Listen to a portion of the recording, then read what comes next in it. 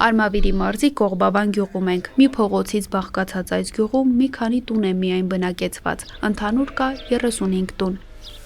Գյուղ մտնելուն պես առաջինը հանդիպեցինք Մրադին։ Պապականից զբաղվել ենք, իշեմակայել զբաղվում ենք։ Մենք ոչ պաշտոն ունենք, ոչ գալուստուկ ունենք, ոչ ուրիշ բանով ենք զբաղվում, բալես։ Կողբավանում եզդիներ ու հայեր են ապրում։ Զբաղմունքը անասնապահությունն է։ Գյուղում չկա մանկապարտեզ, դպրոց, երեխաները կողքի գյուղ Վանանդ են գնում դասի։ Համայնքապետարանը մեքենա է տրամադրել երեխաների փոխադրումը կազմակերպելու համար։ Գյուղը չունի բնական գազ, իսկ ջրի խնդիրը լուրջ է։ Այս պահին ջուր չկա, պոմպի խափանման պատճառով ջուրը երբեմն չի հասնում գյուղ։ Ասում են ձմռանը ջրի հարցը բարդ է լինում։ Այս լավետը վերցնում եմ, մտնում եմ Վանանդ ժամերով կայնին պետք է ջուր բերեմ, որ երեխեն կարող է այդ մոմեդին մեկը վատնա, ոնց պետք է լինի։ Վրաց Ջանգոյանը գյուղի հիմնական խնդիր համարում է արոտավայրերի բացակայությունը։ Գյուղացիներն ասում են, որ մի քանի տարի առաջ գյուղում ոչխար պահելն ավելի շահավետ էր, քան այսօր։ Այս արոտավայրերի սեփական աշնորհումից հետո կենդանիներին չեն կարողանում արոտի ուղարկել։